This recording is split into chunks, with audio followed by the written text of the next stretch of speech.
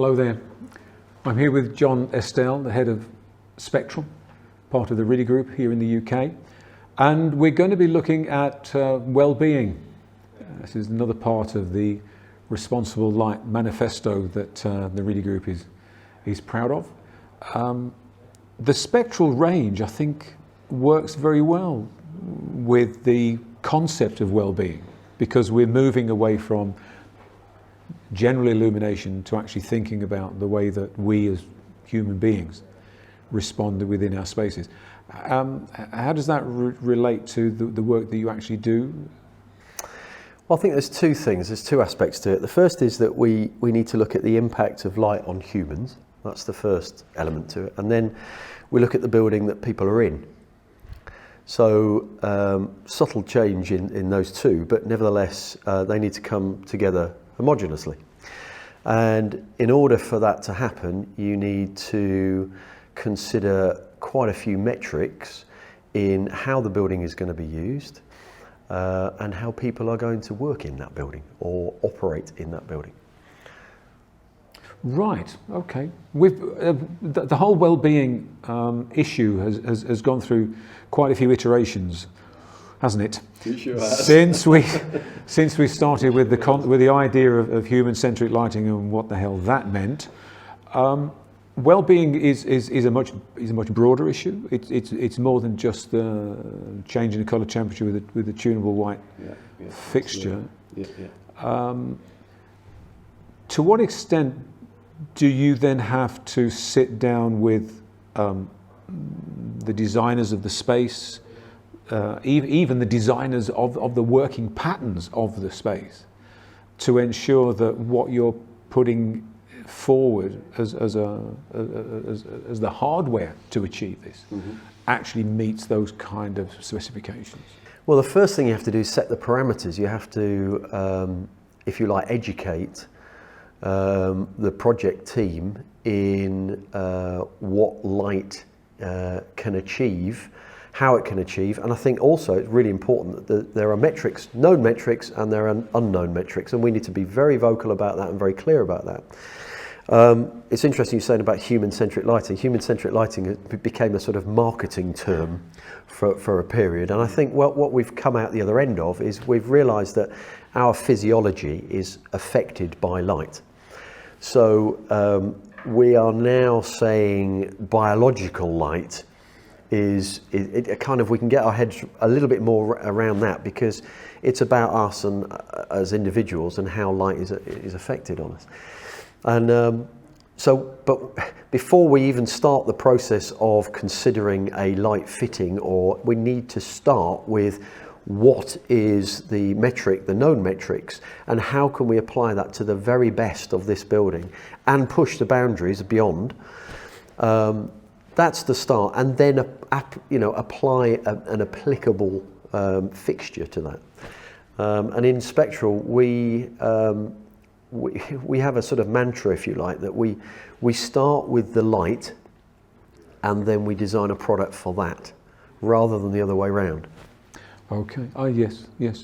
One of those metrics, which is becoming more and more common to hear about, even if it doesn't always get to site, is of course the well standard, which is a very worthy thing. But I think there's a lot of people who've sharp intake of breath when they've realised what they have to do to achieve that. Is that something that you take particular interest in, or is it just a case of, as you say, let's just look to the light and then we'll see what the answers are, rather than go, this is what the well standard require, UGR 16, for example? Well, as you know, John, we've known for many, many years the benefits of the principles of, let's call it, biological light. And we've known about it for a fair few decades, in hospitals, in mental health units, particularly in old age. We've known about in lighting design fraternity. We've known about it for a long time, and it hasn't really filtered into the working environment until now. But let's be honest, the last couple of years, I think what's happened is we consider our own well-being way more than we ever have before. And that's pricked our ears up to, right, hang on a minute, light, yeah, that really affects us and how we are in an environment. So we may have been sat in our offices at home in cosy, warm light, feeling very comfortable with ourselves. And the prospect of going into a super bright, daylight white, one-size-fits-all, two-dimensional space is a bit unappealing, to be honest. So I think it's bubbled it to the surface and it's made us more aware. That's great, because that's going to make us, it's a bigger challenge for us as lighting manufacturers. And the responsibility in that is that we need to deliver that in an intellectual and intelligent way. Okay. One of the issues around this is prove it. That we've taken on technical specifications and we've said this will do this and this will do that. Yeah, absolutely. Post-occupancy, is that something that you guys get involved in? Yeah, absolutely. Yes, it is. And to me, it's the most powerful of tool for future product development and future project design. Yeah, massively important. The life of a project doesn't end or start when the project is handed over, as it were. It actually starts when it's handed over, and it's very important. Yeah, so we've been going back, for the past few years, and getting feedback, really good feedback from clients who have bought in to this. And when a client has bought into it, they've done it very diligently. They've bought into it because they've recognised that their staff, need to be looked after, and if their well-being is enhanced by better light, so they've made an investment in this. And from our perspective, I want to know how it's going, how is it being used, and have you, the benefits, are they there laid to bear? So yeah, we've been back and researched quite often. What I've found is quite interesting. The complexity of controls is a lot less than it used to be. So the intelligence in controls now, you allow it to do its thing, and clients are happy with that, but you can easily override it as well. So as long as people are able to simply override a system for a particular space within a space, that's great. The other thing I've noticed is the levels, you've got levels and coloration of light. So the levels of light is often questioned by, certainly in big open plan spaces.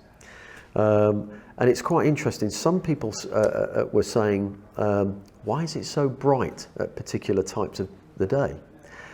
And I think there's twofold things there. There's one is that they've become used to being in their own home office environment, so there's that. But also on a different tack, we're different ages and we're different. Our needs are different. So very true. Interesting feedback. Yeah. Now, I'm glad you mentioned controls there, because the conversation that we had with James about the RIDI's approach to smart lighting, it shifts the parameters around what lighting design means, because up until now it's been a case of it's a paperwork exercise. It turns into a specification, it turns into an installation, you turn it on and that's what you've got. But what you've just described is one that says, here's a facility, when it's finished and we turn it on and your staff walk into that office, that could be when the design starts. So we know what it's capable of. We know its maxima and its minima, but we don't necessarily know how that's going to work. Now, how do you get that concept across when, as we've said many times, so much of this is a tick box exercise, but this is not a tick box exercise, never can be a tick box exercise. So you must be weaving some kind of magic to be able to get a RIDI in those office buildings, or whatever they are. Once the dust has settled and everybody else has gone, and you're still standing there saying, "We ain't finished yet." Yeah, I think, yeah, I mean, there's a couple of things there. The first is to use this research to inform future developers and the like. That's important. I've always been a big fan of absolutely showing people what we are talking about. So, you know, we have a show space in London that it enables us to show people what we are talking about and what it feels like, what it looks like. So, you know, I'm always amazed by clients seeing the difference between 2,700 Kelvin and 6,500 Kelvin, for example. You know, you sort of almost get a teeth suck, you know, blimey, you know, and it's interesting to see that. But it illustrates it. Lighting is, it's a physical thing, you know, you have to, you know, experience it. You have to experience it.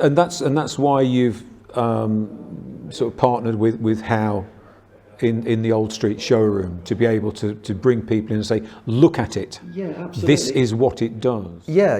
It's to get a feel for what lighting achieves, and it allows us to also talk about factors that we want to eradicate. So, for example, glare.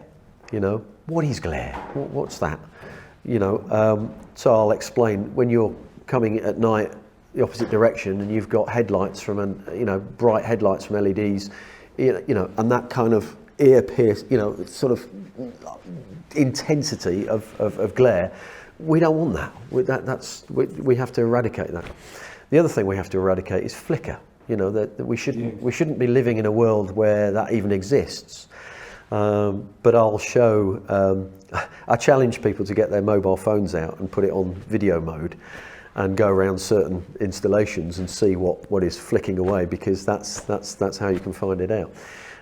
That shouldn't be in our industry. We should have eradicated that. But it allows us also on the positives to talk about eye comfort. What is eye comfort? You know, we can write it down and we can put it on data and we can show calculations and all sorts of information for it. But what does that mean? What is eye comfort?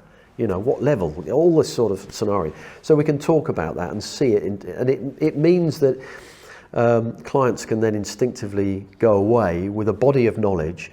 We haven't filled their heads with overt technical stuff, but they're thinking about it. Suddenly it becomes part of their thought process. Excellent. John, thank you very much for your time. Thank you for your time, and we'll see you out there and see you at the next one.